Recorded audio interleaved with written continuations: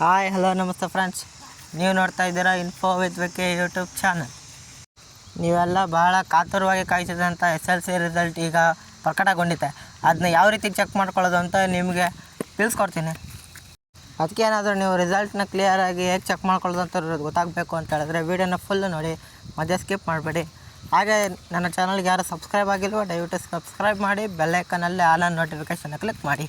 ನೀವು ರೀತಿ ಕ್ಲಿಕ್ ಮಾಡಿದಾಗ ನಾನು ಹಾಕೋ ಈ ರೀತಿ ಎಲ್ಲ ಗೌರ್ಮೆಂಟ್ ಅಪ್ಡೇಟ್ಗಳು ನಿಮಗೆ ಮೊದಲೇ ನೋಟಿಫಿಕೇಷನ್ ಮುಖಾಂತರ ಬರುತ್ತೆ. ಅದನ್ನ ನೀವು ಕ್ಲಿಕ್ ಮಾಡಿ ಎಲ್ಲ ಗೌರ್ಮೆಂಟ್ ಸರ್ವಿಸ್ಗೂ ಅಪ್ಲೈ ಮಾಡ್ಬೋದು.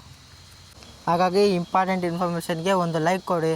ಇನ್ಫಾರ್ಮೇಷನ್ನ ತಿಳ್ಕೊತಾ ಇದ್ದೀರಾ, ಆದರೆ ಲೈಕನ್ನು ಕೊಡ್ತಾಯಿಲ್ಲ. ಹಾಗಾಗಿ ದಯವಿಟ್ಟು ಲೈಕನ್ನು ಕೊಡಿ. ಈಗ ನೀವು ಬಹಳ ಕಾದಂಥ SLC ರಿಸಲ್ಟು ಹೇಗೆ ಚೆಕ್ ಮಾಡ್ಕೊಳ್ಳೋದು ನಿಮ್ಮ ಮೊಬೈಲ್ನಲ್ಲೇ ಅಂತ ನಾನೀಗ ನಿಮಗೆ ತಿಳಿಸ್ಕೊಡ್ತೀನಿ. ಅದು ಕೇವಲ 2 ನಿಮಿಷದಲ್ಲಿ. ಈ SLC ರಿಸಲ್ಟ್ ಚೆಕ್ ಮಾಡ್ಕೊಳ್ಳೋಕ್ಕೆ ನಿಮ್ಮ ಹತ್ರ ಮೊದಲು ರಿಜಿಸ್ಟರ್ ನಂಬರ್ ಇರಬೇಕಾಗತ್ತೆ ಮತ್ತು ಡೇಟ್ ಆಫ್ ಬರ್ತ್ ಇರಬೇಕಾಗತ್ತೆ. ಅವೆರಡನ್ನ ನೀವು ಫಸ್ಟ್ ರೆಡಿ ಮಾಡಿಟ್ಕೊಂಡು ರಿಸಲ್ಟ್ ಚೆಕ್ ಮಾಡೋಕ್ಕೆ ಬನ್ನಿ. ಈಗ ನಿಮಗೆ ತಿಳಿಸ್ಕೊಡ್ತೀನಿ ನೋಡಿ. ಮೊದಲು ನಿಮ್ಮ ಬ್ರೌಸರ್ನ ಓಪನ್ ಮಾಡಿ, ಅಲ್ಲಿ KR ರಿಸಲ್ಟ್ ಅಂತ ಸರ್ಚ್ ಮಾಡಿ. ಅದು ಸರ್ಚ್ ಮಾಡಿದಾಗ ಮೊದಲನೇ ಬರುತ್ತೆ ಕರ್ನಾಟಕ ಎಕ್ಸಾಮಿನೇಷನ್ ರಿಸಲ್ಟ್ 2024 ಅಂತ. ಅದನ್ನ ಕ್ಲಿಕ್ ಮಾಡಿದಾಗ ಫಸ್ಟ್ ಒಂದು ಕಾಣಿಸುತ್ತೆ ನೋಡಿ, SLC 2024 ಪರೀಕ್ಷೆ 1 ಅಂತ. ಅದನ್ನ ಕ್ಲಿಕ್ ಮಾಡಿದ ತಕ್ಷಣ ನಿಮಗೆ ರಿಜಿಸ್ಟರ್ ನಂಬರು ಮತ್ತು ಡೇಟ್ ಆಫ್ ಬರ್ತ್ ಕೇಳುತ್ತೆ. ಅದನ್ನು ನೀವು ಎಂಟರ್ ಮಾಡಿ ನಿಮ್ಮ ರಿಸಲ್ಟನ್ನು ನೀವು ಚೆಕ್ ಮಾಡ್ಕೋಬೋದಾಗಿರುತ್ತೆ. ನಿಮಗೇನಾದ್ರು ಚೆಕ್ ಮಾಡ್ಕೊಳ್ಳೋಕೆ ಬಂದಿಲ್ಲ ಅಂತಂದರೆ ಕಮೆಂಟ್ ಬಾಕ್ಸಲ್ಲಿ ಹಾಕಿ, ನಾನು ಅದಕ್ಕೆ ಉತ್ತರ ಕೊಡ್ತೀನಿ ಹೇಗೆ ಚೆಕ್ ಮಾಡ್ಕೊಳ್ಳೋದು ಅಂತ.